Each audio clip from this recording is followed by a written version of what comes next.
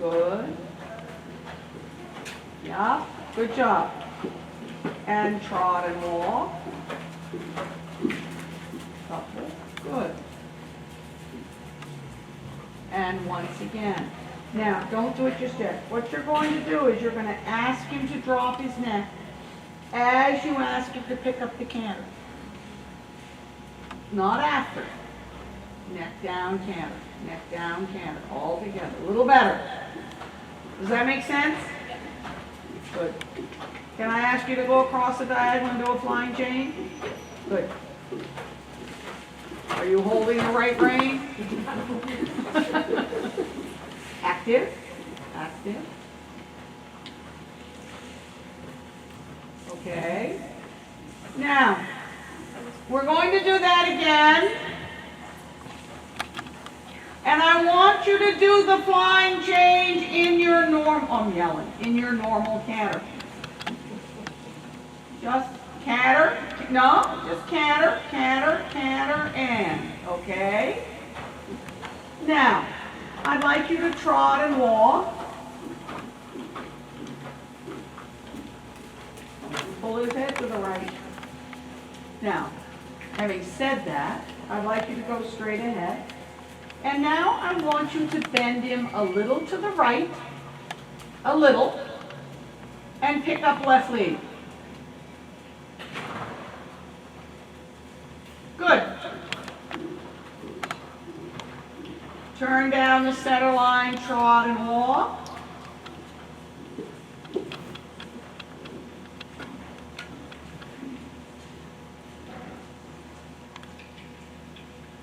Bend him a little to the left, and pick up right lead. All right. You're going to turn right and pick up right lead. Right now. Bend him left. Bend him left. Good. And trot and walk. And once again, bend him a little left and pick up right lead. Just a little. Good. Okay, so the bend doesn't matter. Now you're going to go across the diagonal. You're going to have him bent a tiny little bit to the right, the way you normally would going right. And you are going to keep that tiny little right bend while you do the flying change. Bend him to the right. Bend him to the right. Good girl. And now change the bend. Change the bend. Give your right hand just enough. Diagonal. You're going to keep him bent a little bit to the left. Don't you pull on that right rein. Left rein and change. Left. No. You pulled his nose to the right. Come to walk. Turn down the center line. Pick up your left lead.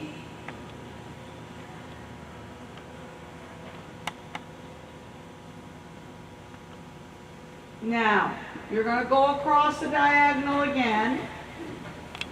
And at the moment of the change, you are going to give your right rein. Not before the change, but at the moment of the change, you're going to give your right rein. Okay, you gave it up a little early, and now you're going to have your bend a little to the right, and we're going to ride a change, maintaining a little right bend. So you're going to keep your right rein a little bit. Keep your right rein. Keep your right rein. You didn't, did you? Not quite. So you grab your nuts now. In this direction, you are literally going to drop your right rein at the moment of the change. Bend him a little left. Bend him a little left. Give. Okay, very good. Okay, let's come to walk.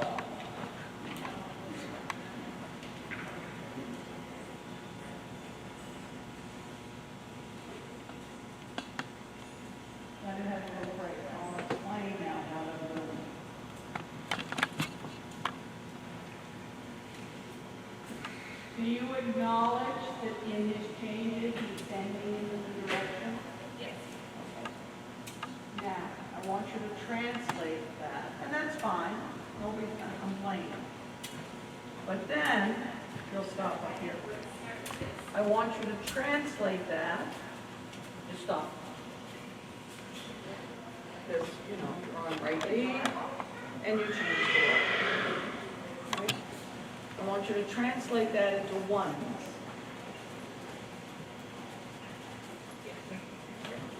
We don't have it. Okay?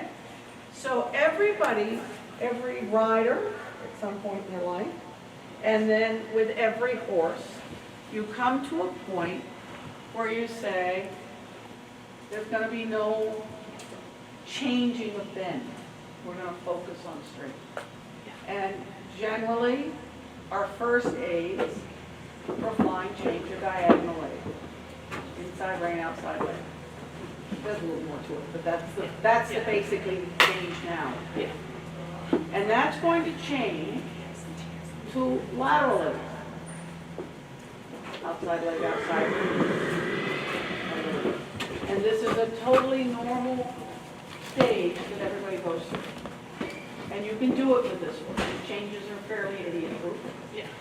Okay? Yeah, he scoops a little bit, which is a whole different problem.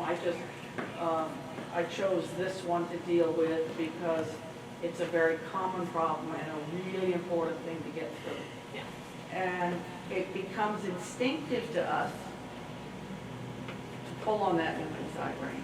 Now, in your case, it's right rein. So I was telling you two different things in each direction. When we were changing from left to right, I was saying, no, when we were changing from right to left, I was saying, keep him bent a little right. Yep. Keep that right rein. When we were changing from left to right, I was saying, drop it, because of your left-right, you and this horse having this left-right one-sidedness. But normally, the sort of normal aids for your flying change, you're on left lead, and do something that involves pushing him a little bit over towards your left rein. And then at the moment that you ask for the change, you might close your left hand a little for changing onto this lead. You might put your left hand a little into the neck. You might give your right rein a little. Now, are you sort of conscious of riding in shoulder forward, Sandra? Yes. Okay. So my question to you is this. We're on right lead and right shoulder forward a little bit. Riding a little bit this way. Then we do a flying change. And then at some point we're going to be doing, a little bit of left shoulder forward, right rein a little bit towards the neck. When do you switch from left shoulder forward to right shoulder forward?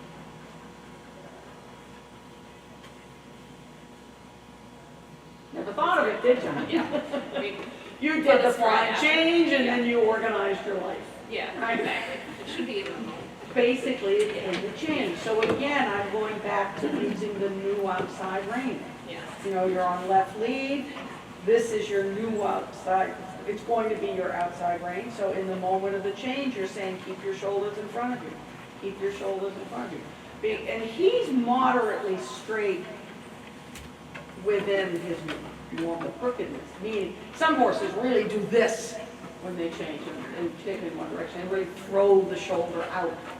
In which case, you really have to say keep that shoulder here. But he's pretty darn. Stiff horses are kind of nice. They stay straight kind of easy. It's those supple, wormy ones that can be really, really tricky. But does that make sense? That makes a lot of sense. And I think I bring this up now because you've got a horse on whom you can practice this.